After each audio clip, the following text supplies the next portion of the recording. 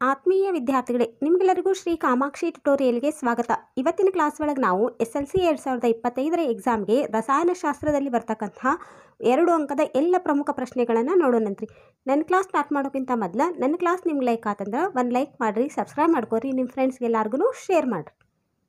ಸಿಕ್ಕತ್ತದೆ chemistry ಒಳಗೆ 2 ಮಾರ್ಕ್ಸಿನ question. ರಸಾಯನಶಾಸ್ತ್ರ ಒಂದು ಅನುರೂಪ ಶ್ರೇಣಿಯಲ್ಲಿರುವ ಹೈಡ್ರೋಕಾರ್ಬನ್ಗಳ ಗುಂಪಿನ ಮೊದಲ ಸದಸ್ಯನ ಅಣುಸೂತ್ರ CH4 ಆದರೆ 4ನೇ ಸದಸ್ಯನ ಅಣುಸೂತ್ರ ಕಂಡುಹಿಡಿದು ಅದರ ಎರಡು ರೀತಿಯ ರಚನಾ ವಿನ್ಯಾಸಗಳನ್ನು ಬರಿಬೇಕು. ನೋಡ್ರಿ, C1H4 ಹೌದಾ, C1H4 ಅಂದ್ರೆ CnH2n+2 ಹೌದಾ. ಅದರದ್ದು ಇನ್ನೊಂದು ಏನು ಬರಿಬೋದು ನಾವು, C2H6 ಅಂದ್ರೆ C4 ಅನ್ನು ಯಾವ ರೀತಿ ಬರಿಬೋದು, 4 ಅಂದ್ರೆ H ನೋಡ್ರಿ, N ಇದ್ದಲ್ಲಿ 4, Hಕ್ಕೆ H ಹಂಗೆ ಬರ್ರಿ, 2ಕ್ಕೆ 2 ಹಂಗೆ ಬರ್ರಿ, ಇಂಟು ಹಾಕಿ N ಇದ್ದಲ್ಲಿ ಎಷ್ಟು ಬರೀಬೇಕು, 4 + 2 ಹಂಗಂದ್ರೆ 4 2 8 ಪ್ಲಸ್ ನೋಡ್ರಿ ಇಲ್ಲೇ ಕಂಟಿನ್ಯೂ ಆಗಿ 4 2 8 + 2 ಹಂಗೆ ಬರೀರಿ. C4ಕ್ಕೆ C4 ಹಂಗೆ ಬರ್ರಿ, 8ಕ್ಕೆ 2 ಕೊಡಿಸಿದ್ರೆ 10 ಅದ C1H2 C3H8 C1H2 C4H10 ತಿಳಿತಲ್ಲ ಇದು. ನೆಕ್ಸ್ಟ್ ಬ್ಯೂಟೇನ್ ಹೌದಾ, ಬ್ಯೂಟೇನ್ C4H10 ಅದರದ್ದು ರಚನಾ ವಿನ್ಯಾಸವನ್ನು ಬರಿಬೇಕು. ರಚನಾ ವಿನ್ಯಾಸವನ್ನು ನೋಡ್ರಿ, N ಬ್ಯೂಟೇನ್ನ ರಚನಾ ವಿನ್ಯಾಸ ಅಂದ್ರೆ 4C ಬರೆದು ಟೋಟಲ್ ಕಂಟಿನ್ಯೂ ಇಲ್ಲಿ ಎಲ್ಲನೂ H ಬರೀತ್ರಿ ಹೌದಾ. ಐಸೋಬ್ಯೂಟೇನ್ ಅಂದ್ರೆ ಇಲ್ಲಿ 3C ಬರೆದು 1Cನ ಈ ನಡುಕಿನ C ಕೆಳಗೆ ಬರೆದು ನೋಡ್ರಿ, ಎಲ್ಲ ಸುತ್ತೂ ನಮ್ಗೆ 4 ಹೈಡ್ರೋಜನ್ನ ಕವರ್ ಆಗಬೇಕು, ಆ ರೀತಿ ಸುತ್ತು ಈ ಥರ ಬರಿಬೇಕು. ಅಥವಾ ಇದನ್ನು ಹಿಂಗರ ಬರೀರಿ, ಇಲ್ಲ ಮೇಡಮ್ ನಾ ಹಿಂಗೆ ಬರಿತೀನಿ ಲಾಸ್ಟ್ನೇಕ್ಕೆ ನಾನು ಡಬಲ್ ಮಾಡ್ಕೊತೀನಿ ಅಂದರೆ ನಡಕಿಂದ C ಬರೆಯೋದು ಬದಲು 2C ಕಂಟಿನ್ಯೂ ಬರೆದು ಇವೆರಡು C ಈ ಥರ ಬರೆದು ಇವೆ H ಈ ಥರ ನೀವು ಬರಿಬೋದು. ನೋಡ್ರಿ, ಇಲ್ಲಿ 4 ಮಾಡಬೇಕಲ್ಲ, ಅದಕ್ಕೆ ಇಲ್ಲಿ ಏನಾಗೈತಿ, ಇಲ್ಲೊಂದು ಬಾಂಡ್ ತಿಳಿತಲ್ಲ ಇದು. ನೆಕ್ಸ್ಟ್ ಮಿಶ್ರಲೋಹಗಳು ಎಂದರೇನು, ಕಂಚು ಮತ್ತು ಬೆಸಿಗೆ ನೋಡ್ರಿ, ಕಂಚು ಮತ್ತು ಬೆಸಿಗೆ ಲೋಹದಲ್ಲಿರುವ ಘಟಕ ಧಾತುಗಳನ್ನು ಹೆಸರಿಸಬೇಕು. ಇಲ್ಲ ನಾ ಇದು ಮಾಡಂಗಿಲ್ಲ ರೀ, ಇದು ಬರಿತೀನಿ ಅನ್ನೋರು ಅದರುಗಳು ಎಂದರೇನು, ಲೋಹದ ಸಲ್ಫೈಡ್ ಅದರುಗಳು ಮತ್ತು ಕಾರ್ಬೋನೇಟ್ ಅದರುಗಳನ್ನು ಅವುಗಳ ಆಕ್ಸೈಡ್ಗಳಾಗಿ ಪರಿವರ್ತಿಸುವ ವಿಧಾನಗಳನ್ನು ಕ್ರಮವಾಗಿ ಬರೆಯಿರಿ ಅಂತ ಕೇಳ್ಯಾರ ಹೌದಾ. ನೋಡಿ, 2 ಅಥವಾ ಹೆಚ್ಚು, ಇದಂತೂ ಮಿಶ್ರಲೋಹ ಅಂದ್ರೆ ಭಾಳ ಈಸಿ. 2 ಅಥವಾ ಹೆಚ್ಚು ಲೋಹಗಳು ಅಥವಾ ಲೋಹ ಅಲೋಹಗಳ ಸಮರೂಪ ಮಿಶ್ರಣಕ್ಕೆ ಮಿಶ್ರಲೋಹ ಅಂತಾರೆ. ಕಂಚು ಅಂದ್ರೆ ತಾಮ್ರ ಮತ್ತು ತವರ Cu ಮತ್ತು Sn, ಬೆಸುಗೆ ಅಂದ್ರೆ ಸೀಸ ಮತ್ತು ತವರ Pb ಮತ್ತು Sn. ನೆಕ್ಸ್ಟ್ ನೋಡ್ರಿ, ಅತ್ಯಂತ ಹೆಚ್ಚಿನ ಪ್ರಮಾಣದಲ್ಲಿ ನಿರ್ದಿಷ್ಟ ಲೋಹವನ್ನು ಹೊಂದಿರುವ ಮತ್ತು ಲಾಭದಾಯಕವಾಗಿ ಲೋಹವನ್ನು ಹೊರತೆಗೆಯಬಹುದಾದ ಖನಿಜಗಳು. ನೋಡ್ರಿ, ಸೆಕೆಂಡ್ ಕ್ವಶನ್. ಮತ್ತು ಅದರುಗಳೆಂದರೇನು, ಅದರುಗಳೆಂದರೇನು, ಲೋಹದ ಸಲ್ಫೈಡ್ ಅದರುಗಳು ಮತ್ತು ಕಾರ್ಬೋನೇಟ್ ಅದರುಗಳನ್ನು ಅವುಗಳ ಆಕ್ಸೈಡ್ಗಳನ್ನಾಗಿ ಪರಿವರ್ತಿಸುವ ವಿಧಾನಗಳನ್ನು ಕ್ರಮವಾಗಿ ಬರೆಯಿರಿ ಎಂದಾರ. ನೋಡ್ರಿ, ಅದರುಗಳ ಅಂದ್ರೆ ಅತ್ಯಂತ ಹೆಚ್ಚಿನ ಪ್ರಮಾಣದಲ್ಲಿ ನಿರ್ದಿಷ್ಟ ಲೋಹವನ್ನು ಹೊಂದಿರುವ ಮತ್ತು ಲಾಭದಾಯಕವಾಗಿ ಲೋಹವನ್ನು ಹೊರತೆಗೆಯಬಹುದಾದ ಖನಿಜಗಳು ಅದರುಗಳಂದ್ರೆ. ಲೋಹದ ಸಲ್ಫೈಡ್ನ ಅದರು ಅಂದ್ರೆ ಹುರಿಯುವಿಕೆ, ಲೋಹದ ಕಾರ್ಬೋನೇಟ್ ಅದರು ಅಂದ್ರೆ ಕಾಸುವಿಕೆ. ನೆಕ್ಸ್ಟ್, ಒಂದು ಪ್ರಮಾಣದಲ್ಲಿರುವ 5 ml ಸೋಡಿಯಂ ಸಲ್ಫೇಟ್ ದ್ರಾವಣಕ್ಕೆ ಅಷ್ಟೇ ಪ್ರಮಾಣದ ಬೇರಿಯಂ ಕ್ಲೋರೈಡ್ ದ್ರಾವಣವನ್ನು ಸೇರಿಸಿದಾಗ ಉತ್ಪತ್ತಿಯಾದ ಜಲವಿಲೀನಗೊಳ್ಳದ ಬಿಳಿಯ ಪ್ರಕ್ಷೇಪ ಯಾವುದು? ಬಿಳಿಯ ಪ್ರಕ್ಷೇಪ ಉಂಟಾಗಲು ಕಾರಣವಾದ ಅಯಾನುಗಳನ್ನು ಹೆಸರಿಸಿ. ಇಲ್ಲಿ ಜರುಗಿದ ರಾಸಾಯನಿಕ ಕ್ರಿಯೆಯ ವಿಧವನ್ನು ಏನು ಮಾಡಬೇಕು, ಹೆಸರಿಸ್ಬೇಕು. ನೋಡ್ರಿ, BaSO4 ಅಂದ್ರೆ ಬೇರಿಯಂ ಸಲ್ಫೇಟ್, SO4 - 2 ಅಂದ್ರೆ ಸಲ್ಫೇಟ್ ರ್ಯಾಡಿಕಲ್, Ba+2 ಅಂದರೆ ಬೇರಿಯಂ ಅಯಾನು. ಇಲ್ಲೇ ಬಿ ಸ್ಥಾನಪಲ್ಲಟ ಅಥವಾ ಪ್ರಕ್ಷೇಪಣ ಕ್ರಿಯೆ ಏನಿರ್ತೈತಿ ನಡೆದೈತಿ. ನೆಕ್ಸ್ಟ್ ಕ್ವಶನ್, ನೀರಿನಲ್ಲಿ ಆಮ್ಲೀಯ ದ್ರಾವಣವು ವಿದ್ಯುತ್ ಪ್ರವಹಿಸುವುದನ್ನು ತೋರಿಸುವ ಉಪಕರಣಗಳ ಜೋಡಣೆಯ ಚಿತ್ರವನ್ನು ಬರೆದು ಸಾರರಿಕ್ತ HCl ದ್ರಾವಣವನ್ನು ಅದರೊಳಗೆ ಗುರುತಿಸ್ಬೇಕು. ನೋಡ್ರಿ, ಈ ರೀತಿ ತೆಗೆದು ಅದರೊಳಗೆ ಸಾರರಿಕ್ತ HCl ಅಂದರೆ ಯಾವುದಂತ ಗುರುತಿಸ್ಬೇಕು. ಈ ಡಯಾಗ್ರಾಮಿಗೆ 1.5 ಮಾರ್ಕ್ಸ್, ಭಾಗ ಏನು ಗುರುತಿಸ್ತಿರಲ್ಲ ಅದಕ್ಕೆ ಅರ್ಧ ಮಾರ್ಕ್ಸ್. ತಿಳಿತಲ್ಲ ಇದು. ನೆಕ್ಸ್ಟ್ ನೋಡ್ರಿ, ಕ್ಯಾಲ್ಸಿಯಂ ನೋಡಿರಿ, ಕ್ಯಾಲ್ಸಿಯಂ ಕಾರ್ಬೋನೇಟನ್ನು ಕಾಸಿದಾಗ ಕ್ಯಾಲ್ಸಿಯಂ ಆಕ್ಸೈಡ್ ಮತ್ತು ಕಾರ್ಬನ್ ಡೈಆಕ್ಸೈಡ್ ಉತ್ಪತ್ತಿಯಾಗುತ್ತದೆ. ಈ ಕ್ರಿಯೆಗೆ ಸರಿದೂಗಿಸಿದ ರಾಸಾಯನಿಕ ಸಮೀಕರಣವನ್ನು ಬರೆಯಿರಿ ಮತ್ತು ಈ ರಾಸಾಯನಿಕ ಕ್ರಿಯೆಯ ವಿಧವನ್ನು ಹೆಸರಿಸಬೇಕು. ನೋಡಿರಿ, ಇದು ಭಾಳ ಇಂಪಾರ್ಟೆಂಟ್. ಇದು CaCO3 ಅದಕ್ಕೆ ಉಷ್ಣ ಕೊಟ್ಟರೆ ಏನಾಗೈತಿ CaO ಪ್ಲಸ್ CO2. ಇದ್ಯಾವುದು ಉಷ್ಣ ವಿಭಜನೆ ಕ್ರಿಯೆ ಅಥವಾ ಅಂತರುಷ್ಣಕ ಕ್ರಿಯೆ ಅಂತ ಕರೀತಾರೆ. ನೆಕ್ಸ್ಟ್ ನೋಡಿರಿ, ಲೋಹದ ಮೇಲೆ ಹಬೆಯ ವರ್ತನೆಯನ್ನು ತೋರಿಸುವ ಉಪಕರಣಗಳ ಜೋಡಣೆಯ ಚಿತ್ರವನ್ನು ಬರೆಯಿರಿ. ನೋಡಿರಿ, ಏನಿಲ್ಲ, ಈ ಚಿತ್ರವನ್ನು ತೆಗೆದ್ರೆ ಸಾಕು, ನಿಮ್ಗೆ 2 ಮಾರ್ಕ್ಸ್ ಕೊಡ್ತಾರೆ. ಲೋಹದ ಹಬೆಯ ವರ್ತನೆ, ಲೋಹದ ಮೇಲೆ ಹಬೆಯ ವರ್ತನೆ ಯಾವ ರೀತಿ ಇರ್ತಕ್ಕಂಥ ಈ ಡಯಾಗ್ರಾಮ್ ತೆಗಬೇಕು. ನೆಕ್ಸ್ಟ್ ನೋಡಿರಿ, ನೀರಿನ ವಿದ್ಯುತ್ ವಿಭಜನೆಯನ್ನು ತೋರಿಸಲು ಉಪಯೋಗಿಸುವ ಉಪಕರಣಗಳ ಜೋಡಣೆಯ ಚಿತ್ರವನ್ನು ಬರೆಯಿರಿ. ಗ್ರಾಫೈಟ್ ದಂಡವನ್ನು ಅದರೊಳಗೆ ಗುರುತಿಸ್ಬೇಕು. ನೋಡಿರಿ, ಈ ರೀತಿ ಡಯಾಗ್ರಾಮ್ ತೆಗೆದು ಅದರೊಳಗೆ ಗ್ರಾಫೈಟ್ ದಂಡವನ್ನು ತೋರಿಸಿದ್ರೆ ಇದು 2 ಮಾರ್ಕ್ಸಿನ ಕ್ವಶನ್. ನೆಕ್ಸ್ಟ್ ನೋಡಿರಿ, ಸೋಡಿಯಂ ಸಲ್ಫೇಟ್ ಮತ್ತು ಬೇರಿಯಂ ಕ್ಲೋರೈಡ್ಗಳ ನಡುವೆ ಜರುಗುವ ರಾಸಾಯನಿಕ ಕ್ರಿಯೆಯನ್ನು ದ್ವಿಸ್ಥಾನಪಲ್ಲಟ ಕ್ರಿಯೆ ಎನ್ನುತ್ತಾರೆ. ಏಕೆ? ಈ ಕ್ರಿಯೆಯನ್ನು ಸರಿದೂಗಿಸುವ ರಾಸಾಯನಿಕ ಸಮೀಕರಣವನ್ನು ಬರೆಯಿರಿ. ಸುಣ್ಣದ ಕಲ್ಲಿನಿಂದ ಅಂದರೆ ಕ್ಯಾಲ್ಸಿಯಂ ಕಾರ್ಬೋನೇಟ್ ಸುಟ್ಟ ಸುಣ್ಣವನ್ನು ಪಡೆಯುವ ರಾಸಾಯನಿಕ ಕ್ರಿಯೆಯ ವಿಧ ಯಾವುದು? ಈ ಕ್ರಿಯೆಗೆ ರಾಸಾಯನಿಕ ಸಮೀಕರಣವನ್ನು ಬರೆಯಿರಿ. ನೋಡಿರಿ, ಆಲ್ಮೋಸ್ಟ್ ಎಲ್ಲಾನು ಸಿಲೆಬಸ್ ಇದ್ರೊಳಗೆಲ್ಲ ಕ್ವಶನ್ ಆನ್ಸರ್ಸ್ ಒಳಗನೆ ಎಲ್ಲ ಕವರ್ ಆಗ್ಬಿಡ್ತೈತ್ರಿ. ನೋಡಿರಿ, ಸೋಡಿಯಂ ಸಲ್ಫೇಟ್ ಮತ್ತು ಬೇರಿಯಂ ಕ್ಲೋರೈಡ್ ಪ್ರತಿವರ್ತಕಗಳ ನಡುವೆ ಪರಸ್ಪರ ಅಯಾನು ಏನಾಕೈತಿ ವಿನಿಮಯ ಆಕೈತಿ. Na2SO4 + BaCl2 gives BaSO4 + 2NaCl. ಅಥವಾ ವಿಭಜನಾ ಕ್ರಿಯೆ ಅಥವಾ ಉಷ್ಣ ವಿಭಜನಾ ಕ್ರಿಯೆ ಅಂತರುಷ್ಣಕ ಕ್ರಿಯೆ ನಡಿತೈತಿ. CaCO3 gives CaO + CO2. ನೋಡಿರಿ, ನೋಡಿರಿ, A, B ಮತ್ತು C ದ್ರಾವಣಗಳ pH ಮೌಲ್ಯಗಳು ಕ್ರಮವಾಗಿ 5, 6 ಮತ್ತು 7 ಆಗಿವೆ. ಇವುಗಳಲ್ಲಿ ಅತ್ಯಂತ ಹೆಚ್ಚು ಆಮ್ಲೀಯ ಸ್ವಭಾವವನ್ನು ಹೊಂದಿರುವ ದ್ರಾವಣ ಯಾವುದು? ಏಕೆ? ಇದರೊಳಗೆ ಹೆಚ್ಚಿನ ದ್ರಾವಣ ನೋಡಿರಿ, ಆಮ್ಲೀಯ ಗುಣವನ್ನು ಹೊಂದಿದ್ದಂದ್ರೆ ಅದು 7ಕ್ಕಿಂತ pH ಬೆಲೆ 7ಕ್ಕಿಂತ ಕಡಿಮೆ ಇರಬೇಕು. 7ಕ್ಕಿಂತ ಕಡಿಮೆ ಅಂದ್ರೆ 6 ಐತಿ, 5 ಐತಿ. ಹಾಗಂದ್ರೆ 5 ಏನಾಗಿರ್ತೈತಿ ಹೆಚ್ಚು ಆಮ್ಲೀಯ ಗುಣವನ್ನು ಹೊಂದಿರ್ತೈತಿ. ಎದ ಬೆಲೆ ಎಷ್ಟು? 5. ಎದೆಷ್ಟು? 5. ಅದಕ್ಕೆ ಅದು ಎ ಹೆಚ್ಚು ಆಮ್ಲೀಯ ಸ್ವಭಾವವನ್ನು ಹೊಂದೈತಿ. ಯಾಕಂದ್ರೆ ಅದು ಹೆಚ್ಚು H+ ಅಯಾನುಗಳನ್ನು ಹೊಂದಿರ್ತೈತಿ.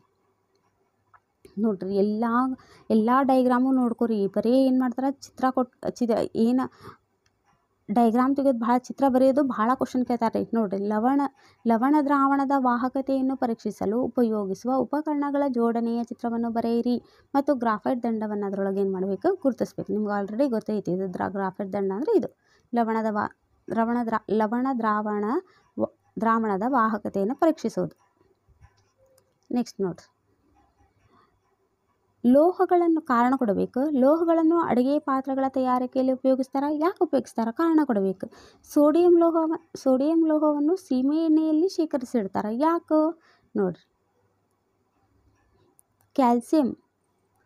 ಕ್ಯಾಲ್ಸಿಯಂ ಲೋಹ ನೀರಿನೊಂದಿಗೆ ವರ್ತಿಸಿದಾಗ ಬಿಡುಗಡೆಯಾಗುವ ಅನಿಲವು ಹೊತ್ತಿಕೊಳ್ಳುವುದಿಲ್ಲ. ಯಾಕೆ ಹೊತ್ತಿಕೊಳ್ಳೋದಿಲ್ಲ ಅಂತ ಕಾರಣ ಕೊಡಬೇಕು. ಅಯಾನಿಕ ಸಂಯುಕ್ತಗಳು ಹೆಚ್ಚಿನ ಕರಗುವ ಮತ್ತು ಕುದಿಯುವ ಬಿಂದುಗಳನ್ನು ಹೊಂದೈತಿ ಅನ್ನೋದನ್ನು ಯಾಕೆ ಹೊಂದೈತಿ ಅನ್ನೋದನ್ನು ಕಾರಣ ಕೊಡಬೇಕು. ನೋಡಿರಿ, ಲೋಹಗಳನ್ನು ಅಡುಗೆ ಪಾತ್ರೆಗಳ ತಯಾರಿಕೆಯಲ್ಲಿ ಉಪಯೋಗಿಸ್ತಾರೆ. ಯಾಕೆ ಉಪಯೋಗಿಸ್ತಾರೆ? ಏಕೆಂದರೆ ಲೋಹಗಳು ಉಷ್ಣದ ಉತ್ತಮ ವಾಹಕಗಳು, ಅತಿ ಹೆಚ್ಚಿನ ಕರಗುವ ಬಿಂದುವನ್ನು ಹೊಂದಿರುವುದು, ಕುಟ್ಟೆದೆ ಗುಣವಿರುವುದರಿಂದ ಇದೇನಾಗಿರ್ತೈತಿ, ಇದನ್ನು ಲೋಹವನ್ನು ಅಡುಗೆ ಪಾತ್ರೆಗಳ ತಯಾರಿಕೆಯಲ್ಲಿ ಬಳಸ್ತಾರೆ. ನೆಕ್ಸ್ಟ್, ಸೋಡಿಯಂ ಲೋಹವನ್ನು ಸೀಮೆ ಎಣ್ಣೆಯಲ್ಲಿ ಶೇಖರಿಸ್ತಾರೆ. ಯಾಕಂದ್ರೆ ಸೋಡಿಯಮ್ಮು ವಾತಾವರಣದಲ್ಲಿರ್ತಕ್ಕಂಥ ಆಕ್ಸಿಜನ್ ಮತ್ತು ನೀರಿನೊಂದಿಗೆ ಕ್ಷಿಪ್ರವಾಗಿ ವರ್ತಿಸ್ತೈತಿ. ಅದು ವರ್ತಿಸಿ ಎಲ್ಲ ಖಾಲಿಯಾಗಿ ಹೋಗ್ಬಿಡ್ತೈತಿ. ಅದ್ರ ಸಂಬಂಧ ಅದನ್ನು ಏನು ಮಾಡ್ತಾರೆ, ಸೀಮೆ ಎಣ್ಣೆಯೊಂದಿಗೆ ಏನು ಮಾಡ್ತಾರೆ, ಅದು ಸೀಮೆ ಎಣ್ಣೆಯೊಂದಿಗೆ ವರ್ತಿಸಂಗಿಲ್ಲ. ಅದಕ್ಕೆ ಅದನ್ನು ಸೀಮೆ ಎಣ್ಣೆಯೊಳಗೆ ಶೇಖರಿಸಿ ಇಡ್ತಾರೆ. ನೆಕ್ಸ್ಟ್, ಕ್ಯಾಲ್ಸಿಯಂ ಲೋಹ ನೀರಿನೊಂದಿಗೆ ವರ್ತಿಸಿದಾಗ ಬಿಡುಗಡೆಯಾಗುವ ಅನಿಲವು ಹೊತ್ತಿಕೊಳ್ಳುವುದಿಲ್ಲ. ಯಾಕೆ ಹೊತ್ಕೊಳಂಗಿಲ್ಲಪ್ಪ ಅಂದ್ರೆ ನೀರಿನೊಂದಿಗೆ ಕ್ಯಾಲ್ಸಿಯಂನ ಪ್ರತಿವರ್ತನೆ ತೀವ್ರ ಕಡಿಮೆ ಮತ್ತು ಬಿಡುಗಡೆಯಾಗುವ ಉಷ್ಣವು ಹೊತ್ತಿಕೊಳ್ಳಲು ಸಾಕಾಗೋದಿಲ್ಲ. ನೋಡಿ, ಅಯಾನಿಕ ಸಂಯುಕ್ತಗಳು ಹೆಚ್ಚಿನ ಕರಗುವ ಮತ್ತು ಕುದಿಯುವ ಬಿಂದುಗಳನ್ನು ಹೊಂದಿರ್ತೈತಿ. ಯಾಕಂದ್ರೆ ಅಯಾನುಗಳ ನಡುವಿನ ಪ್ರಬಲ ಅಯಾನಿಕ ಬಂಧವನ್ನು ಒಡೆಯಲು ಹೆಚ್ಚು ಶಕ್ತಿ ಏನಾಕೈತಿ ಬೇಕಾಗ್ತೈತಿ.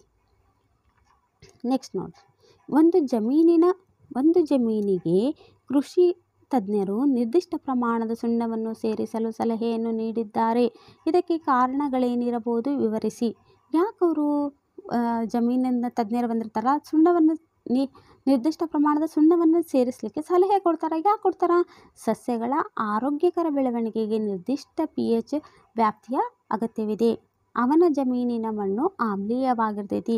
ಸುಣ್ಣವು ಪ್ರತ್ಯಾಮ್ಲೀಯ ಗುಣವನ್ನು ಹೊಂದಿರ್ತೈತಿ. ಆದ್ದರಿಂದ ಮಣ್ಣಿಗೆ ಸುಣ್ಣವನ್ನು ಸೇರಿಸಿದಾಗ ಅದರ ಆಮ್ಲೀಯತೆ ಏನಾಕೈತಿ ಕಡಿಮೆ ಆಕೈತಿ ಅಥವಾ ತಟಸ್ಥಗೊಳ್ತೈತಿ. ತಿಳಿತಲ್ಲ ಇದು?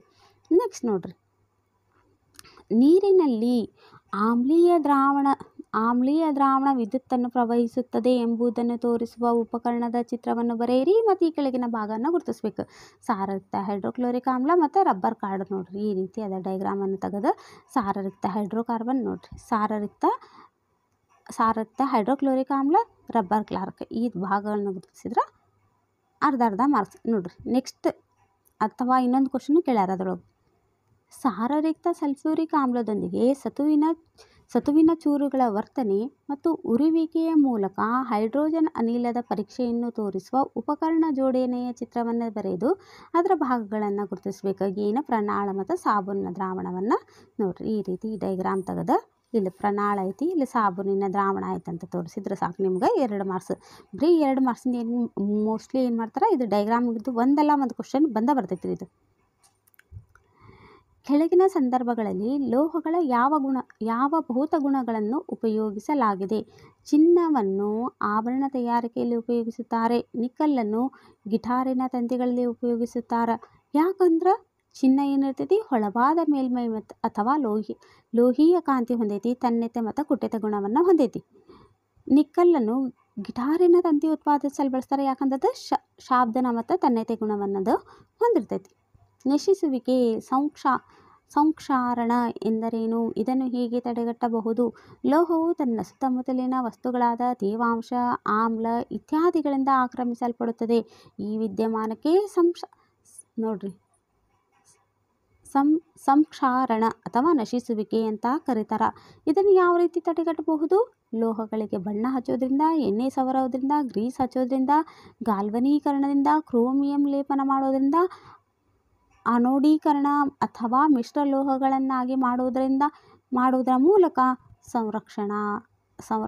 ಸಂಕ್ಷಾರಣವನ್ನು ಅಂದರೆ ನಶಿಸುವುದನ್ನು ತಡೆಗಟ್ಟಬಹುದು. ಯಾವುದಾದ್ರೂ 2 ಬರೆದ್ರೆ ಸಾಕು, ನಿಮ್ಗೆ ಮಾರ್ಕ್ಸ್ ಕೊಡ್ತಾರೆ. ಎಕ್ಸಾಮ್ನಾಗ ಫುಲ್ ಡೀಟೇಲ್ ಬರ್ಕೊಂಡು ಕುಂದ್ರಬೇಡ್ರಿ. 2 ಮಾರ್ಕ್ಸಿಗೆ ಎಷ್ಟು ಆನ್ಸರ್ ಬರಬೇಕಲ್ಲ ಅಷ್ಟೇ. ಅದಕ್ಕೆ ನಾನು ನಿಮ್ಗೆ ಇವತ್ತು 2 ಮಾರ್ಕ್ಸಿಗೆ ನೀವು ಯಾವ ರೀತಿ ಆನ್ಸರ್ಸ್ ಬರೀಬೇಕು ಅನ್ನೋ ಸಂಬಂಧ ನಾನು ನಿಮ್ಗೆ 2 ಮಾರ್ಕ್ಸಿನ ಕ್ವಶನ್ ತೊಗೊಂಡು ಅದಕ್ಕೆ ಯಾವ ರೀತಿ ಆನ್ಸರ್, ಇವು ಗೋರ್ಮೆಂಟ್ ಆನ್ಸರ್ ಕೊಟ್ಟಿದ್ದಾರೆ ನಿಮ್ಗೆ, ಇದು ತಿಳ್ಕೊಂಡ್ರೆ ಸಾಕು ನೀವು ಆರಾಮ್ ಎಕ್ಸಾಮ್ ಬರ್ತೀರಿ ನೋಡ್ರಿ. ಲೋಹ ಮತ್ತು ಅಲೋಹಗಳ ರಾಸಾಯನಿಕ ಲಕ್ಷಣಗಳಿಗಿರುವ 2 ವ್ಯತ್ಯಾಸಗಳನ್ನು ಬರೀಬೇಕು. ಲೋಹಗಳ ರಾಸಾಯನಿಕ ಲಕ್ಷಣಗಳು ಮತ್ತು ಅಲೋಹಗಳ ರಾಸಾಯನಿಕ ಲಕ್ಷಣಗಳು. ಲೋಹದ ರಾಸಾಯನಿಕ ಲಕ್ಷಣಗಳು ಏನಿರ್ತೈತಿ, ದುರ್ಬಲ ಆಮ್ಲದೊಂದಿಗೆ ಹೈಡ್ರೋಜನ್ ಅನಿಲವನ್ನು ಏನು ಮಾಡ್ತಿತ್ತು ಬಿಡುಗಡೆ ಮಾಡ್ತೈತಿ. ಇದು ದುರ್ಬಲ ಆಮ್ಲದೊಂದಿಗೆ ಹೈಡ್ರೋಜನ್ ಅನಿಲವನ್ನು ಬಿಡುಗಡೆಗೊಳಿಸೋದಿಲ್ಲ. ಲೋಹದ ಆಕ್ಸೈಡ್ಗಳು ಪ್ರತ್ಯಾಮ್ಲೀಯವಾಗಿರ್ತಾವು, ಅಲೋಹದ ಆಕ್ಸೈಡ್ಗಳು ಏನಾಗಿರ್ತಾವು ಆಮ್ಲೀಯ ಆಗಿರ್ತಾವು. ನೆಕ್ಸ್ಟ್ ಬೆಂಜಿನ್ ಮತ್ತು ಪ್ರೋಪೇನ್ನ ರಚನೆಯನ್ನು ಬರಿಬೇಕು ನೋಡ್ರಿ. ರಚನೆ ಬರೆಯೋದು ಇಂಪಾರ್ಟೆಂಟ್. ಇವು ಎಲ್ಲ ಏನೇನು ರಚನೆ ಇದಾವಲ್ಲ ಇವನ್ನೆಲ್ಲ 2 ದಿನ ಕ್ಲಾಸಸ್ನಾಗ 2 ದಿನ ಕುಂತು ಪರ್ಫೆಕ್ಟ್ ಮಾಡ್ಕೊಂಡ್ಬಿಡ್ರಿ. ರಚನೆ ಎಲ್ಲ ನೀವು ಮಾಡ್ಕೊಂಡ್ರೆ ಸಾಕು, ನಿಮ್ಗೆ 2 ಮಾರ್ಕ್ಸ್ ನಿಮ್ಮ ಕೈಯಾಗಿದ್ದಾಗ. ಬೆಂಜಿನ್ನ ನೋಡ್ರಿ, ಬೆಂಜಿನ್ನ ರಚನಾ ವಿನ್ಯಾಸ ಬರೇನ್ರಿ ಈ ಥರ ಬರಿಬೇಕು. ಪ್ರೋಪೈನ್ನ ರಚನಾ, ಪ್ರೋಪೈನ್ ಅಂದ್ರೆ ಅಲ್ಲಿ 3 ಬರಿಬೇಕು. ತಿಳಿತಲ್ಲ? ಇವು 2 ಡಬಲ್ ಬಾಂಡ್ ಬರ್ತಾವೆ. ಇದು ತಿಳಿತಲ್ಲ? ಇದು ನೋಡ್ರಿ. ನೆಕ್ಸ್ಟ್ ಒಂದು ಆಮ್ಲವು ಲೋಹದ ಕಾರ್ಬೋನೇಟ್ನೊಂದಿಗೆ ವರ್ತಿಸಿದಾಗ ಬಿಡುಗಡೆಯಾಗುವ ಅನಿಲವನ್ನು ಹೆಸರಿಸಿ.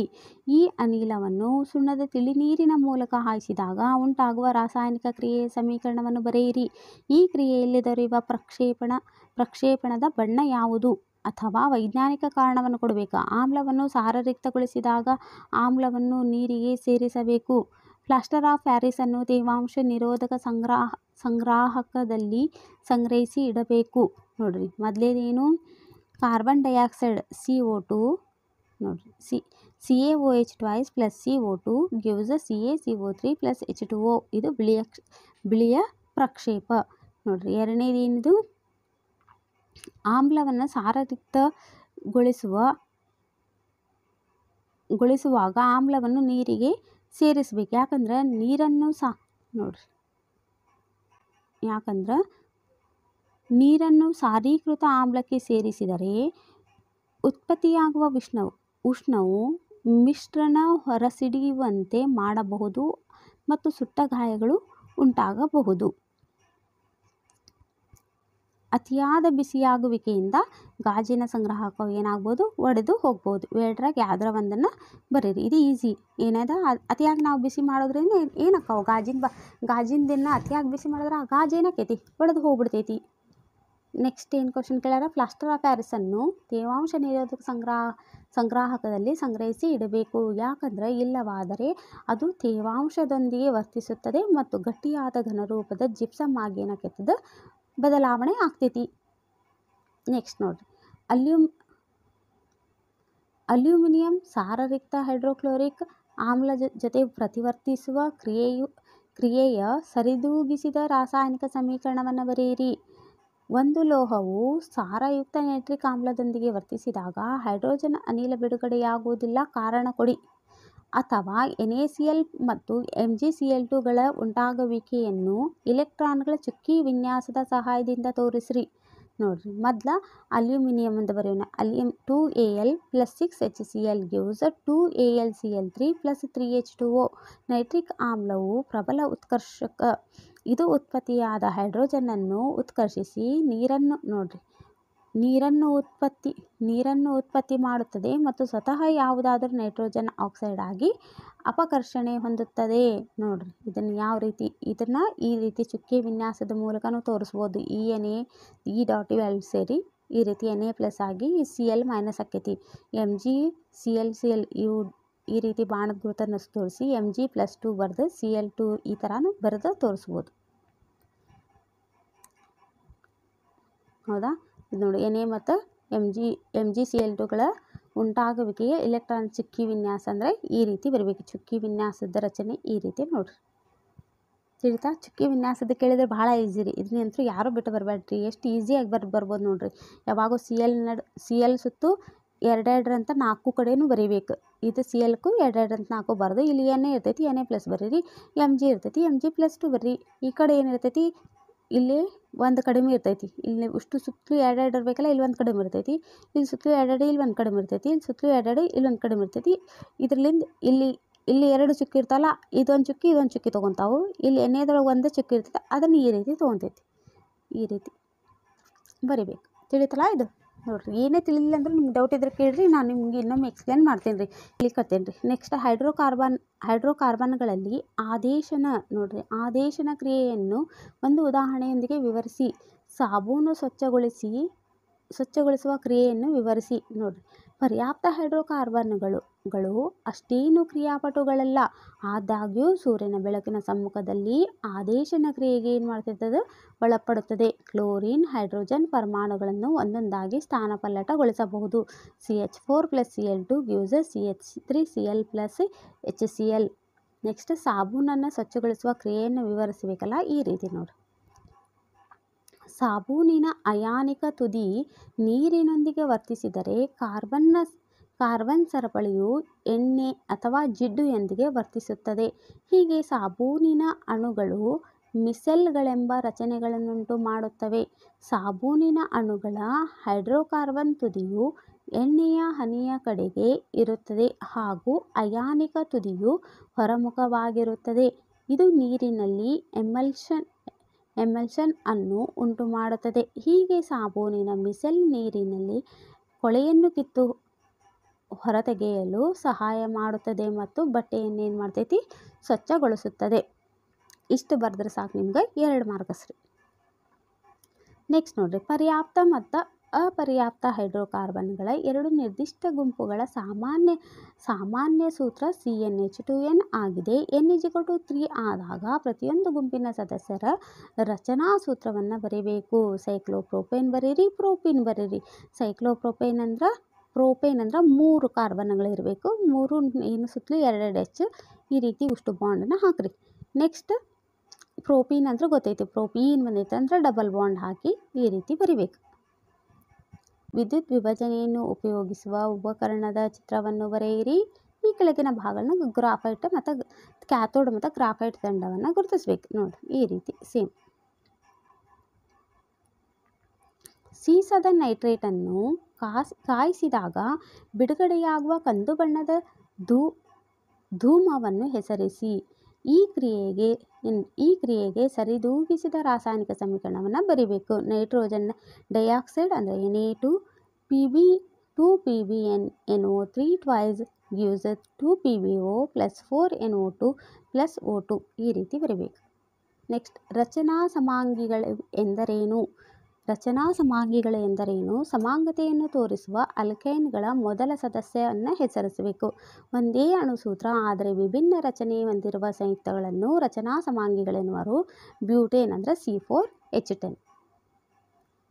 ನೆಕ್ಸ್ಟ್ ಇದನ್ನು ಡೈಗ್ರಾಮ್. ಸಾರರಹಿತ ಸಲ್ಫ್ಯೂರಿಕ್ ಆಮ್ಲದೊಂದಿಗೆ ಸತುವಿನ ಚೂರುಗಳ ವರ್ತನೆಯನ್ನು ತೋರಿಸುವ ಮತ್ತು ಉರಿಯುವಿಕೆಯ ಮೂಲಕ ಹೈಡ್ರೋಜನ್ ಅನಿಲದ ಪರೀಕ್ಷೆಯಲ್ಲಿ ಉಪಯೋಗಿಸುವ ಉಪಕರಣದ ಜೋಡಣೆಯ ಚಿತ್ರವನ್ನು ಬರೆಯಿರಿ. ಈ ಕೆಳಗಿನ ಭಾಗಗಳನ್ನು ಗುರುತಿಸಿ.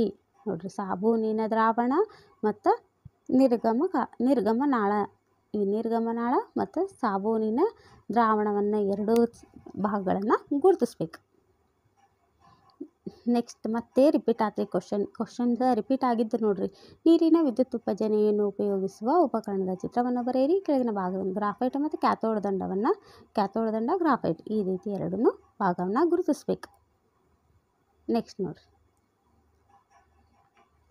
ಜಲೀಯ ಸೋಡಿಯಂ ಕ್ಲೋರೈಡ್ ದ್ರಾವಣದಲ್ಲಿ ಕೆಂಪು ಲಿಟ್ಮಸ್ ಕಾಗದ ಮತ್ತು ನೀಲಿ ಲಿಟ್ಮಸ್ ಕಾಗದಗಳನ್ನು ಅದ್ದಿದಾಗ ಅವುಗಳ ಬಣ್ಣದಲ್ಲಿ ಯಾವುದೇ ಬದಲಾವಣೆ ಇರುವುದಿಲ್ಲ. ಆದರೆ ಅದೇ ದ್ರಾವಣದ ಮೂಲಕ ನೇರ ವಿದ್ಯುತ್ತನ್ನು ಹಾಯಿಸಿದ ನಂತರ ಕೆಂಪು ಲಿಟ್ಮಸ್ ನೀಲಿ ಬಣ್ಣಕ್ಕೆ ತಿರುಗುತ್ತದೆ. ಈ ಬದಲಾವಣೆಗೆ ಕಾರಣವಾದ ಉತ್ಪನ್ನ ಯಾವುದು? ಈ ಉತ್ಪನ್ನದ ಯಾವುದಾದರೂ 2 ಉಪಯೋಗಗಳನ್ನು ತಿಳಿಸಬೇಕು. ಯಾವುದದು? ಸೋಡಿಯಂ ಹೈಡ್ರಾಕ್ಸೈಡ್ ಅಂದರೆ NaOH. ಅದರ ಉಪಯೋಗ ಲೋಹಗಳ ಜಿಡ್ಡು ನಿವಾರಣೆ, ಸಾಬೂನು ಮತ್ತು ಮಾರ್ಜಕಗಳು, ಕಾಗದ ತಯಾರಿಕೆ, ಕೃತಕ ನೂಲುಗಳ ತಯಾರಿಕೆಗೆ ಇದನ್ನ ಬಳಸ್ತಾರೆ. ನೆಕ್ಸ್ಟ್ ನೋಡಿ, ನೀರಿನಲ್ಲಿ ಆಮ್ಲೀಯ ದ್ರಾವಣ ವಿದ್ಯುತ್ತನ್ನು ಪ್ರವಹಿಸುವುದನ್ನು ತೋರಿಸುವ ಚಿತ್ರವನ್ನು ಬರೆದ ಭಾಗವನ್ನು ಗುರುತಿಸಬೇಕು. ಸಾರರಹಿತ ಸಲ್ಫ್ಯೂರಿಕ್ ಆಮ್ಲದೊಂದಿಗೆ ಸತುವಿನ ಚೂರುಗಳ ವರ್ತನೆ ಹಾಗೂ ಉರಿಯುವಿಕೆಯ ಮೂಲಕ ಹೈಡ್ರೋಜನ್ ಅನಿಲದ ಪರೀಕ್ಷೆ ಮಾಡುವ ಉಪಕರಣದ ಜೋಡಣೆಯ ಚಿತ್ರವನ್ನು ಬರೆದು ಸತುವಿನ ಚೂರುಗಳನ್ನು ಗುರುತಿಸಬೇಕು. ನೋಡ್ರಿ, ಬರೀ ಡೈಗ್ರಾಮ್ ಭಾಳ ಕ್ಲಿಯರ್. ಇದ್ರೊಳಗೆಲ್ಲ ಇವೆಲ್ಲಾನು ನೋಡ್ಕೊಂಡ್ರೆ ಸಾಕು, ನಿಮ್ಗೆ 2 ಮಾರ್ಕ್ಸ್ ನಿಮ್ಮ ಕೈಯಾಗಿದ್ದಂಗೆ. ನೋಡ್ರಿ, ಅದಕ್ಕೆ ನಾನು ಹೇಳಿದ್ದು, ನಾನು ನಿಮ್ಗೆ 1-2-3 ತಾಸು ನೀವು ಡೈಗ್ರಾಮಿಗೆ ಕೊಟ್ಟು ಅದನ್ನೇ ಡೈಗ್ರಾಮ್ ಎಲ್ಲನೂ ಪ್ರಾಕ್ಟೀಸ್ ಮಾಡ್ಕೊಂಬಿಡ್ರಿ. ಯಾವ್ದು ಕೇಳಿದ್ರು ನೀವು ಬರ್ಬೋದು. ನೋಡ್ರಿ, ಇದು ಫಸ್ಟ್ನೇ ಡೈಗ್ರಾಮು, ನೆಕ್ಸ್ಟ್ ಇದು ಸೆಕೆಂಡ್ ಡೈಗ್ರಾಮ್. ಮತ್ತೆ ಡೈಗ್ರಾಮ್ ಬಂತು. ತಾಮ್ರದ ಸಲ್ಫೇಟ್ ದ್ರಾವಣದಿಂದ ತಾಮ್ರವನ್ನು ಶುದ್ಧೀಕರಿಸಲು ಉಪಯೋಗಿಸುವ ಉಪಕರಣದ ಜೋಡಣೆಯ ಚಿತ್ರವನ್ನು ಬರೆದು ಈ ಕೆಳಗಿನ ಭಾಗವನ್ನು ಗುರುತಿಸಬೇಕು. ಕ್ಯಾಥೋಡ್, ಧನಾಗ್ರ ಮಡ್ಡಿ ಈ ರೀತಿ ಡೈಗ್ರಾಮ್ ಅಂತ ತೆಗೆದು ಗುರುತಿಸ್ಬೇಕು. ನೋಡ್ರಿ, ಎಲ್ಲಾನು 2 ಮಾರ್ಕ್ಸಿಂದ ಏನೇನು ರಸಾಯನಶಾಸ್ತ್ರದ ಇಂಪಾರ್ಟೆಂಟ್ ಕ್ವಶನ್ಸ್ ಇಲ್ಲವಲ್ಲ, ಎಲ್ಲ ಕ್ವಶನ್ನು ಈ ಕ್ಲಾಸ್ನಾಗ ನಾನು ನಿಮ್ಗೆ ಕವರ್ ಮಾಡಿಕೊಟ್ಟೇನೆ ರೀ. ಎಷ್ಟು ಮೋಸ್ಟ್ ಇಂಪಾರ್ಟೆಂಟ್ ಕ್ಲಾಸ್ ಗೊತ್ತಾ ಇದು? ನೀವು ಎಕ್ಸಾಮ್ಗಿಂತ ಮೊದಲು ಇದನ್ನು ನೋಡ್ಕೊಂಡು ಹೋದ್ರೆ ಸಾಕು, ನಿಮ್ಗೆ ಗೊತ್ತಾಗ್ತದೆ ರೀ ಎಷ್ಟು ಇಂಪಾರ್ಟೆಂಟ್ ಕ್ಲಾಸ್ ಅನ್ನೋದನ್ನು. ಎಕ್ಸಾಮ್ ಬಂದಮೇಲೆ ನೀವೇ ಹೇಳ್ತೀರಿ. ಎಕ್ಸಾಮ್ ಬಂದಮೇಲೆ ನಾವು ಟೆಕ್ಸ್ಟ್ ಬುಕ್ನೇ ಓದ್ಕೊಂಡು ಕುಂತ್ರೆ ಉಪಯೋಗ ಇಲ್ಲ. ಪ್ರೀವಿಯಸ್ ಇಯರ್ನಲ್ಲಿ ಬರ್ತಕ್ಕಂಥ ಕ್ವಶನ್ನ ಆ ಕ್ವಶನಿಗೆ ನಾವು ಯಾವ ರೀತಿ ಆನ್ಸರ್ ಮಾಡ್ಬೇಕು ಅನ್ನೋದನ್ನು ಕಲ್ತಿರ್ಬೇಕು. ನಾನು ನಿಮ್ಗೆ ಇವತ್ತು ಯಾವ ರೀತಿ ಆನ್ಸರ್ ಬರೀಬೇಕು ನಾನು ನಿಮ್ಗೆ ಎಕ್ಸ್ಪ್ಲೇನ್ ಮಾಡಿ ಹೇಳ್ಕೊಟ್ಟಿಲ್ರಿ. ನಾನು ನಿಮ್ಗೆ ಆನ್ಸರ್ನ ಯಾವ ರೀತಿ ಬರಿಬೇಕಂತ ಎಕ್ಸ್ಪ್ಲೇನ್ ಮಾಡೀನಿ.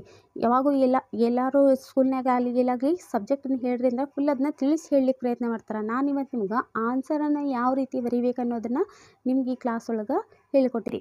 ನನ್ನ ಕ್ಲಾಸ್ ನಿಮ್ಗೆ ಲೈಕ್ ಆತಂದ್ರೆ ಒಂದು ಲೈಕ್ ಮಾಡಿರಿ, ಸಬ್ಸ್ಕ್ರೈಬ್ ಮಾಡ್ಕೊರಿ, ನಿಮ್ಮ ಫ್ರೆಂಡ್ಸ್ಗೆ ಎಲ್ಲರಿಗೂ ಶೇರ್ ಮಾಡಿರಿ.